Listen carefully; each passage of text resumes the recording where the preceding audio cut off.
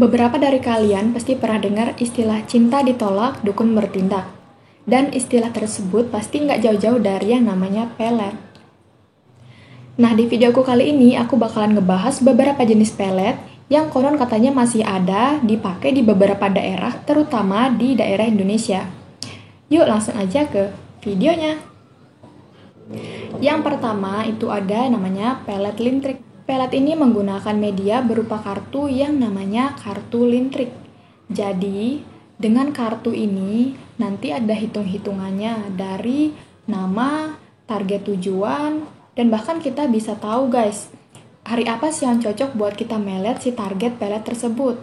Jadi ini mungkin pelet yang paling rinci dari sekian pelet yang aku baca ya, sampai harinya aja itu bisa ditahu gitu.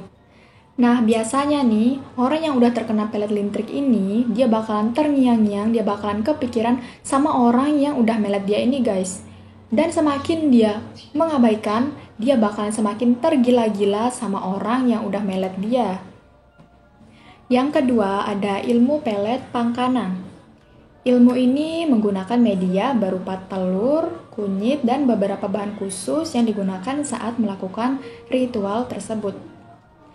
Ilmu pangkana ini sebenarnya berasal dari Kalimantan, guys. Dan konon katanya, ilmu ini sangat mirip dengan ilmu ajian Mayaparang, di mana ilmu ini merupakan ilmu menghajar tapi sifatnya santet. Biasanya orang yang udah kena ilmu pangkana ini, dia nggak hanya kepikiran, kangen, rindu, tapi dia lebih menyerang ke perasaan seksnya dan biologisnya, guys. Jadi misalkan nih, si A ini mau melet si B. Jadi si A ini tinggal pergi ke dukun aja, bilang kalau dia tuh mau melet si B ini. Nah, nanti kalau si B ini udah kena pelet, si B ini bakalan bener-bener kepikiran sama si pelet ini, tapi kepikirannya tuh yang pengen berhubungan badan dengan si pelaku pelet ini, guys. Dan bahkan kalau si target pelet ini udah bener-bener pikirannya tuh udah ke pelaku peletnya, semua udah gelap pikirannya, pokoknya dia bakalan ninggalin keluarganya, dia nggak bakalan peduli sama orang-orang di sekitarnya. Dan kalau sampai dia nggak temuin tuh yang melet dia itu, dia bakalan kena gangguan jiwa atau bisa kita sebut gila. Dan yang ketiga ada jaran goyang. Orang yang menekuni ilmu jaran goyang ini biasanya akan melakukan puasa dan menyebutkan mantra khusus sambil membayangkan si target peletnya, guys. Dan biasanya orang yang menekuni ilmu ini hanya ingin mengincar harta dari si korbannya aja, guys. Nah, biasanya kalau antar pelaku dan si korban ini belum saling kenal, ilmu ini bisa dijadikan untuk arahan si pelaku dan si korban melakukan hubungan intim agar si korban ini menjadi lebih tunduk kepada si pelakunya. Jadi semisalkan mereka udah berhubungan intim nih, nanti setelah mereka berhubungan intim, si targetnya ini bakal nurutin apapun yang pelaku ini mau. Jadi kalau si pelaku ini minta harta pun, si target ini bakal ngasih semua hartanya buat si pelaku ini, guys. Selanjutnya yang keempat, ini ada pelet pemikat mani gajah.